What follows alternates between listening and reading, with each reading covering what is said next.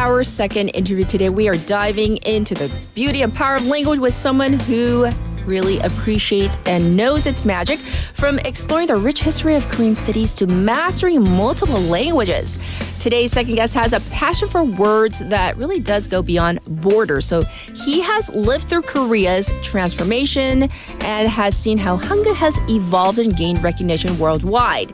Let's meet him right now. This is Robert Fouser, who's a writer, linguist, and photographer. He's actually also a former professor of Korean language education at Seoul National University. He's currently in Rhode Island. Let's say hi to him right now. So let's see if he's there. Hi, are you there? Hi, Robert.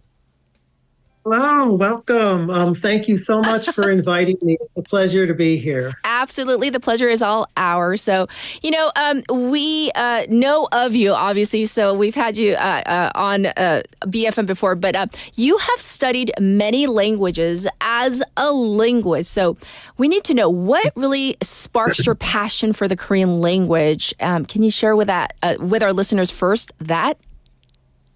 Well, I first became interested in Korean because I had a lot of Korean friends when I was in college, and my major at the time was Japanese language. And there's some similarity, but I had all these Korean friends, and they said, well, if you suffered and studied Japanese, it would be easy to learn Korean.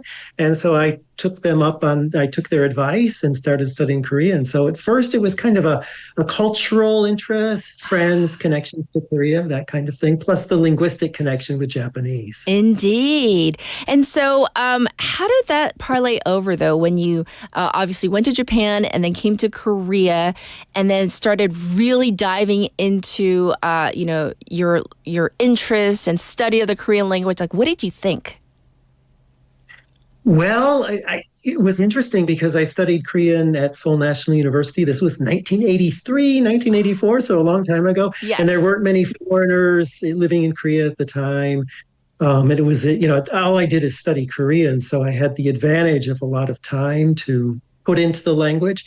So what I noticed was, at the time, it was very easy to talk to people, make friends. There weren't many foreigners. So for me, learning Korean was always about speaking, talking to people, a social experience. That's my memory of learning Korean. Ah, indeed. So, I came across this article stating that, is this true that you speak 7 languages? I mean, if so, that's why you call yourself a linguist. How are you able to master 7 languages? I can't even wrap my mind. Okay, English, Korean kind of, and then maybe a little bit of Spanish, but 7 languages.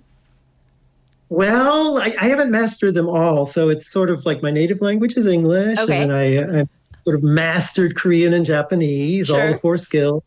German and Spanish, intermediate level. And I can read French really well, but my speaking isn't that good. And I read in Italian and speak a little bit. And then I've studied Chinese a tiny bit, and I've studied Esperanto.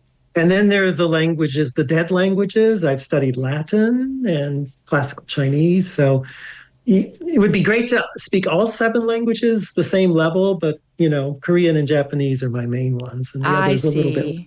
Yes. Well, in terms of acquiring language, and I'm sure you've seen the changes all around the world as you've been to so many places, but you mentioned that you came to Korea in the 80s, right, to study. But Right. How do you think Hangeul has changed, even from the 1980s to now? Do you see a difference? Do you see how Hangeul has evolved even in the few decades that you've, come to learn Korean? Right. Well, Hangeul is the writing system of Korean, not the language. A lot of people confuse it. And I guess the biggest change in that time is in the 1990s, early, mid-1990s. Chinese characters sort of disappeared very quickly from newspapers. So nowadays, instead of Chinese characters, if it's a non-Hangeul language, it's usually English, actually. But in the 80s, the newspapers used Chinese characters, some names of businesses, apartments, Misong Apatu, these kind of things, they had Chinese characters. And all that sort of disappeared in the 1990s. So now it's Hangul, and if there's a foreign language used, it's usually English. Yes. And sometimes Korean written in, the alphabet. And So that's a big thing. yes, and so of course you make the distinguish the written Hangeul versus 한국말 or the spoken word. Speaking of the spoken word, though, what do you think of the evolution of like the shortening or of the Korean words or even vernacular or slang? Do you have any thoughts on this? Well, what's interesting with Korean is, say, in the 1980s, 90s, slang started usually on the TV.